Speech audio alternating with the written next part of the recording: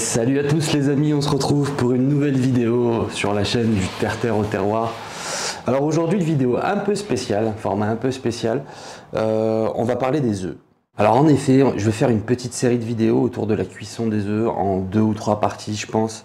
Cuisson de base, donc on va voir toutes les techniques de base traditionnelles de cuisson des œufs, c'est-à-dire œufs brouillés, œufs pochés, œufs mollets, œufs à la coque, œufs au plat, œufs miroirs. On va essayer de voir ça un petit peu dans le détail. Vidéo un peu plus chill mais ultra pratique parce que des fois on ne sait pas totalement de quoi on parle quand on fait des œufs. Let's go!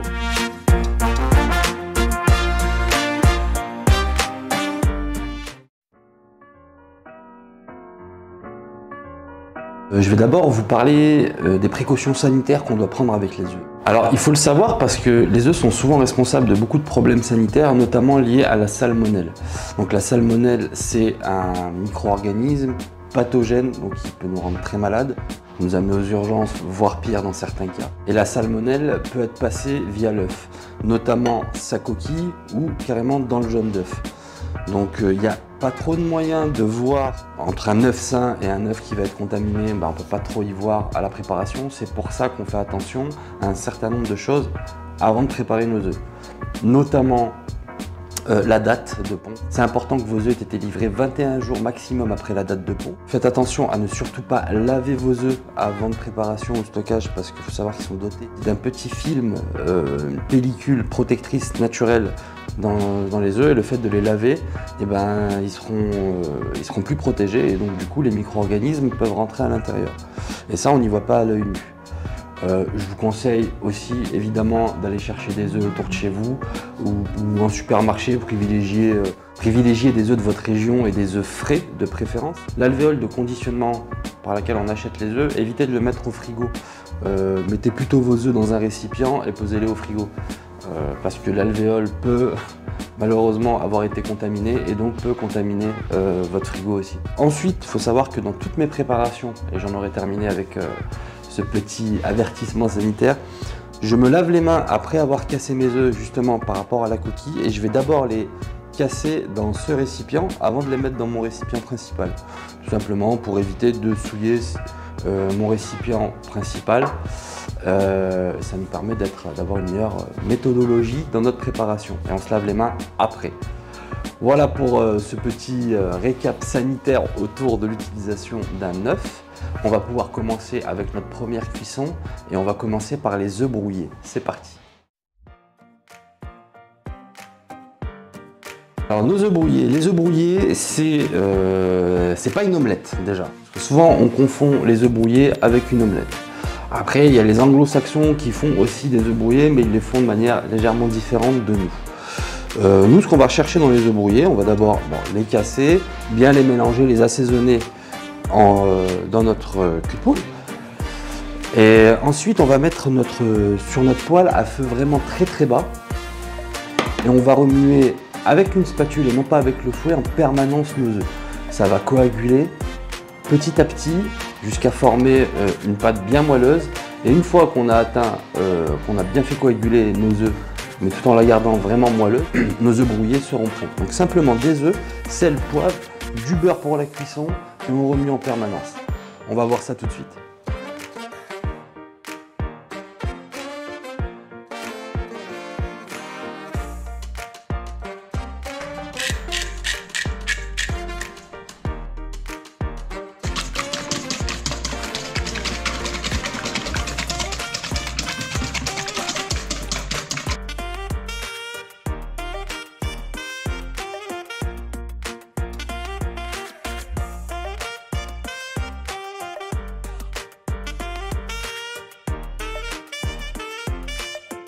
Ça y est, nos œufs brouillés sont cuits, donc ça m'a pris franchement 5-6 minutes, c'est un petit peu long, mais regardez le résultat, on a nos œufs qui ont coagulé, ça fait des petits grumeaux. Au bain-marie, plus vous prenez le temps, plus la température prend du temps pour cuire vos œufs, moins on a cet effet de grumeaux. Maintenant il est de plus en plus présent dans les œufs brouillés. Parce que justement les anglo-saxons, eux, ils le font un feu un peu plus vif, ils y vont, ils le remuent aussi en permanence avec un petit peu de lait et ils mettent ça souvent au petit-déj avec du bacon et ça fait quelque chose de un peu moins crémeux, plus sec, avec des morceaux d'œufs coagulés un peu partout. Là, on a quand même, vous voyez, chez nous, les œufs brouillés, ça fait quand même une pâte encore très onctueuse, très moelleuse. Donc voilà, nos œufs brouillés sont prêts. Là, on va s'atteler à un classique, les potes. Ce classique, c'est l'omelette. Alors l'omelette, il y a beaucoup de bullshit qui tourne autour de l'omelette. C'est une recette traditionnelle de la gastronomie française. Ça a fait le renom de bien des lieux, bien des restaurants. Je pense au Mont-Saint-Michel, la mère Poularde, qui fait des omelettes extraordinaires. Donc on va d'abord parler des subtilités de l'omelette. L'omelette peut être garnie avec du fromage, avec des champignons, avec des herbes. Elle peut être moelleuse, elle peut être un peu plus sec, elle peut être croustillante à l'extérieur, moelleuse à l'intérieur. Et on peut faire aussi des omelettes soufflées. Donc c'est un peu ce que fait la mère Poularde pour le coup. Omelette soufflée, c'est quoi? C'est des œufs qu'on va battre et qu'on va laisser monter un maximum, qu'on va battre très très fort ou au batteur, que ça fasse une mousse, et on va faire notre omelette soufflée à partir de cette mousse d'œuf. C'est quelque chose de très très onctueux. Nous, on va voir l'omelette traditionnelle et classique. Donc pour ça, on va battre nos œufs et tout se passe en réalité sur des manipulations de cuisson. C'est très important. On a des dérivés d'omelette partout dans le monde, ça a été repris de partout. Les Japonais font du tamagoyaki, c'est des œufs plats roulés en omelette avec on voit un millefeuille d'œufs. Donc on peut faire multitude de recettes à partir de l'omelette. Là, on voit la recette traditionnelle, c'est parti. Alors d'abord, toujours pareil, on casse nos œufs dans notre ramequin pour des raisons sanitaires. Là, on va faire une omelette avec 3 œufs. Donc là, vous entendez notre beurre, là, il nous dit que c'est OK. Et là, on va aller très très vite. On met nos œufs.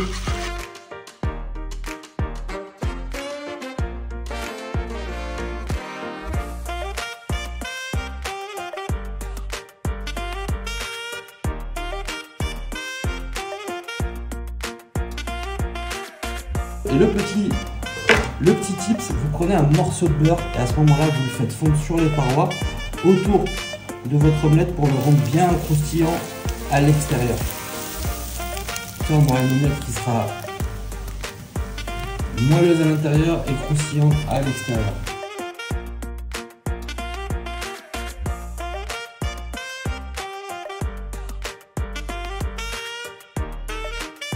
L'omelette traditionnelle française. Alors chaque chef a remanié l'omelette. Vous verrez une infinité d'omelettes. Il faut savoir que les œufs, c'est quelque chose d'extrêmement important pour les chefs français et donc tout le monde a retravaillé la chose. Là, moi, comment je la fais en restaurant typiquement, on dit que ça doit prendre moins de 20 secondes. On foisonne tout sur un côté, on retourne. On peut mettre notre fromage râpé avant de retourner, des champignons sautés au préalable, ou ce que vous voulez, ce qui vous fera plaisir. Et vous avez une omelette top qualité, croustillante et moelleuse. On passe à la suite. Pour finir cette vidéo, œuf poché. On y va. Donc voilà les amis. Donc on prend notre œuf, on le casse dans un ramequin. On fait attention à ne pas casser le jaune, c'est hyper important. Donc là on n'assaisonne pas tout de suite, on attend après la cuisson, on va bien l'assaisonner sur le dessus. Donc voilà, j'ai fait monter mon eau à ébullition, j'ai mis un peu de vinaigre et là maintenant je la veux frémissante, donc je vais baisser un petit peu mon feu. Le vinaigre je l'ai mis pour aider à la coagulation des blancs. Et donc on va faire une spirale avec une cuillère en bois, maryse, que vous avez sous la main. Et au centre de la spirale, on va déposer notre œuf qui va tourner dans un tourbillon. Et si tout se passe bien, le blanc devrait recouvrir le jaune. Et nous, ce qu'on veut, c'est arrêter la cuisson avant que le jaune soit cuit, de manière à avoir un blanc coagulé autour, en robe, autour de notre jaune. Un jaune bien coulant pour notre plus grand plaisir. On y va ?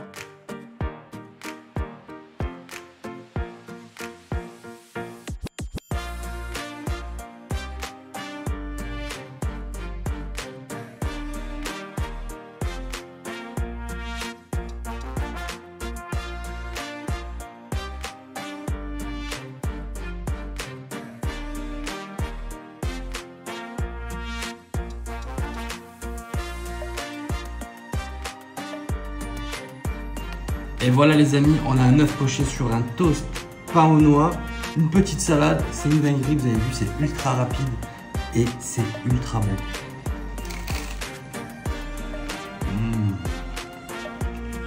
Et voilà notre œuf poché qui a la classe. Donc voilà les amis, aujourd'hui on a vu œufs brouillés avec, j'ai réalisé des petites mouillettes, toujours avec mon pain de noix que j'ai fait snacker. On trempe dedans, on peut y aller allègrement, c'est super bon. Une omelette moelleuse dans la pure tradition et un œuf poché en salade, tout fait nickel. Alors à savoir sur les œufs pochés, vous pouvez les pocher dans du vin, vous pouvez les pocher dans un velouté, vous pouvez les pocher dans un jus de viande, dans ce que vous voulez, dans du lait. Le résultat sera à peu près le même, il sera ou plus moelleux, plus enrobé, il aura plus de goût. À vous de faire vos expériences. Voilà chers amis, merci d'avoir regardé cette vidéo. C'était la partie 1 des cuissons des œufs. Il y aura une deuxième partie où on va voir les œufs mollets frits, œufs durs. Ça paraît simple, mais il y a toujours des petites subtilités à observer et un tas d'autres cuissons autour des œufs. N'hésitez pas à vous abonner, à donner de la force, honnêtement. On tient que grâce à vous. On a beaucoup de projets qui devraient émerger en 2023 autour de cette thématique. Du terre-terre au terroir, donc vulgariser le terroir pour tous, son histoire, ses valeurs et ses recettes, évidemment. À bientôt dans du terre-terre au terroir.